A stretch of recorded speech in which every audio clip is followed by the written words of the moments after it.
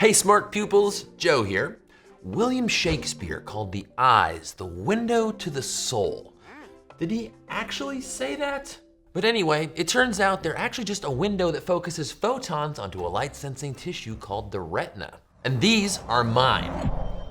They're brownish with a sort of hazel ring going on. I'm not even really sure what hazel is, but let's go with it.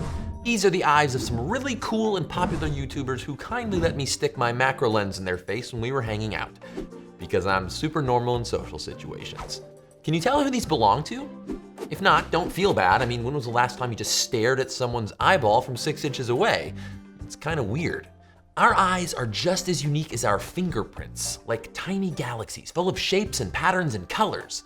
But where do these eye colors come from? Well, don't blink. Here comes the science.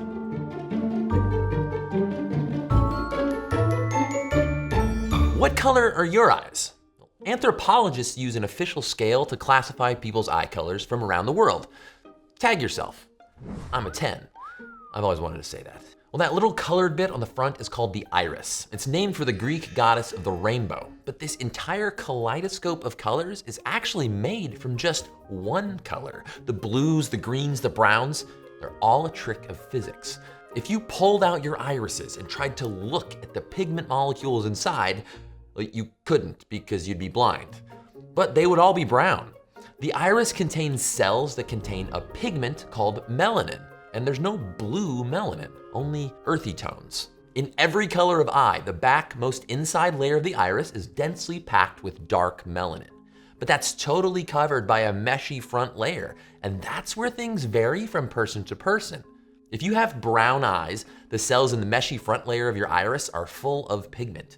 If you have blue or blue-gray, there's not much pigment in that meshy layer at all. The other eye colors fall somewhere in the middle. So how can you have blue eyes when there's nothing blue inside of them? Let me show you this quick experiment. If I shine a light through plain water, the beam is almost invisible. But when we add some milk, the beam becomes visible and it has a bluish tint. It's called the Tyndall Effect. There's tiny particles of milk suspended in the water, the same way there's tiny packets of pigment spread out inside blue eyes. Even though those particles aren't blue, they're scattering shorter blue wavelengths of light away while redder wavelengths pass through.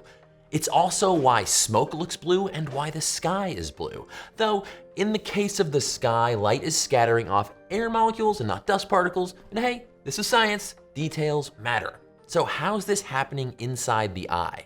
Well, in people with blue eyes, those scattered pigment particles bounce blue light back out of the iris due to the Tyndall effect, and the iris absorbs the red light. So the eye appears blue even though there's nothing blue in it. The denser those little pigment specks, the more brown it looks. Light-colored eyes like green, blue, and gray, well, they aren't truly green, blue, or gray. They're just less and less brown. Now, for most of the human population, brown eyes dominate, but we do find pockets of lighter-eyed people throughout the world. The mutation that originally caused blue eyes in European populations is at least 6,000 years old, but it could be even older, maybe originating in Africa more than 10,000 years ago. Speaking of which, how is eye color inherited anyway? Traits come in part from genes, little bits of DNA passed down from parents. Now in grade school, maybe you heard that one gene determines eye color and that the brown-eyed trait always dominates over the blue-eyed trait, or maybe that blue-eyed parents can't have brown-eyed kids. Well, that's all wrong. This kid came from these parents. Eye color genetics is nowhere near as simple as we've been taught, and you're not secretly adopted. Well, maybe you are, but you wouldn't know because of your eyes. Maybe you've heard of this monk, Gregor Mendel, who played with peas a lot back in the 1800s. Well, most of our old explanations about eye color genetics came from his ideas. But more recently, we've discovered that most traits don't fit neatly into Mendel's little squares because they involve several genes interacting together. Like, we have this gene. How strongly it's turned on determines how much pigment cells in our eyes make. What version of this gene you have is responsible for about 75% of having blue versus brown eyes. But another gene that lives close by can interfere with or even switch that gene off. So even if you have a brown trait here, you can end up with lighter eyes. And that's just 2 genes. In all, we've ID'd at least 10 genes that influence eye color, and there are probably a lot more. Like height or intelligence, it's more like a genetic symphony, all playing with one another. No one's eyes can really be described by a single word. They fall in a continuous rainbow from brown to blue and a lot in between.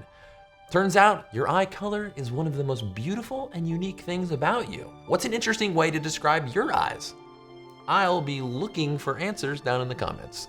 Stay tuned for an even worse eye pun, but first, I want to tell you about the new PBS Digital Studios series, Say It Loud. It's a celebration of Black history and culture and its impact on how we all live today.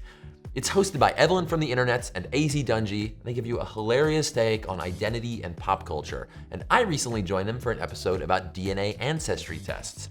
Check out Say It Loud at the link down in the description below. And finally, you know what they say about eye puns? Could they be any cornea? Stay curious.